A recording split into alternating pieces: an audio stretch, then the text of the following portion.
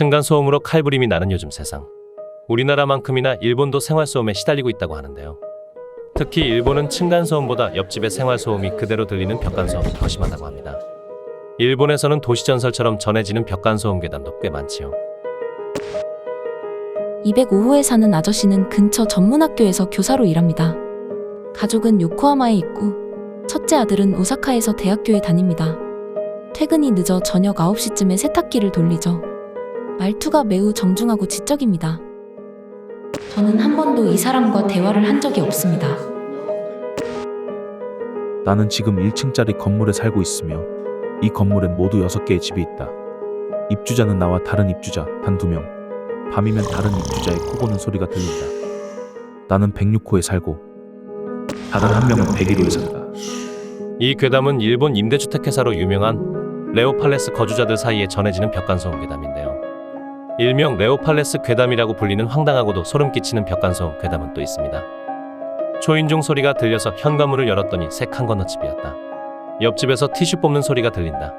벽을 쳤더니 벽에 구멍이 생겼다. 벽에 압정을 꽂았더니 옆집에서 비명을 질렀다. 말도 안 되는 이야기라고 생각하실 텐데요. 그런데 이 황당한 괴담은 사실이었습니다. 레오팔레스의 부실 공사가 발각된 것이었죠.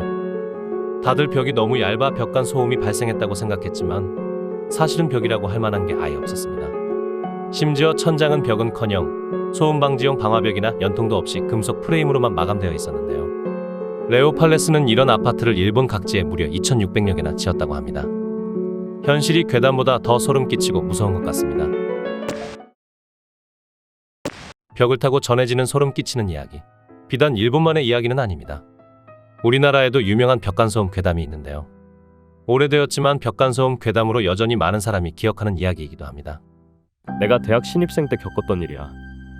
당시 난 방학을 앞두고 기말고사와 대체 리포트 준비로 바빴어. 특히 대체 리포트를 받은 과목은 내가 좋아하던 과목이라 더 신경이 쓰였어. 난 리포트 작성에 공을 들였고 어느새 날은 어두워졌지. 그때였어. 내가 살던 곳은 가운데에 계단이 있는 디귿자 형태의 연립주택이었고 내 방은 옆집과 붙어 있었는데 옆집이 있는 쪽 벽에서 소리가 난 거야. 평소에도 벽을 타고 약간의 울림과 소음은 있던 터라 크게 신경 쓰지 않으려 했는데 계속 소리가 들렸어.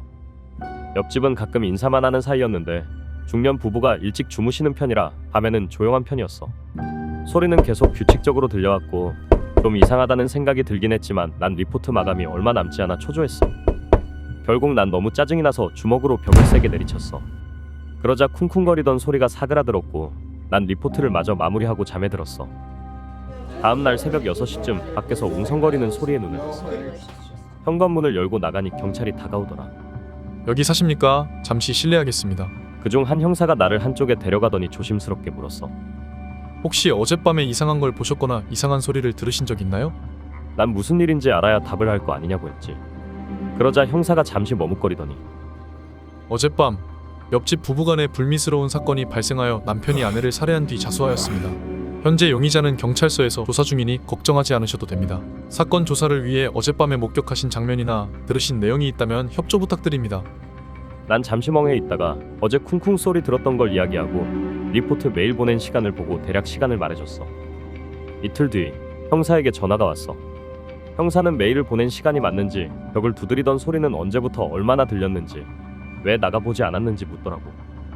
알 수 없는 죄책감에 시달리던 나는 왜 자꾸 같은 이야기를 반복하게 하냐고 소리를 질렀어.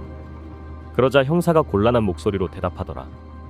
말씀드리기 조심스럽습니다만 시간이 맞지 않는 부분이 있어서 그렇습니다. 부검 결과에 따르면 사망 시각은 밤 10시경으로 추정되는데 리포트 메일 발송 시간은 11시 15분으로 기록되어 있습니다. 용의자는 밤 11시 이전에 경찰서에 와서 자수했기에 이 부분에 대해 추가로 확인이 필요할 것 같습니다. 양해 부탁드립니다. 이상하지? 쿵쿵 소리를 듣고 메일을 보내기까지 그리 오랜 시간이 걸린 게 아닌데 내가 들은 소리는 뭐였을까? 이 괴담은 1997년 방배동 살인사건으로 알려진 이야기입니다. 하지만 사건에 관련된 기사는 전혀 나오지 않는데요. 실제 사건인지 단순히 무서운 이야기를 실제 사건처럼 포장해 퍼뜨린 것인지는 분명하지 않습니다. 만약 실제 사건이라면 앞으로 벽간소음도 그냥 무시할 수 없겠죠. 게다가 이 글의 마지막에는 이런 후일담이 있었습니다. 그런데 나중에 군대에 가서 고참에게 이 이야기를 들려줬더니 그러더라. 그 소리 말이야.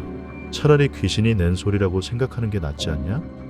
혹시라도 부검이 잘못된 거고 아줌마가 그때까지 살아있어서 살려달라고 벽을 그렇게 필사적으로 두드렸던 거라면 그 아줌마가 널 얼마나 원망하면서 죽어가겠냐.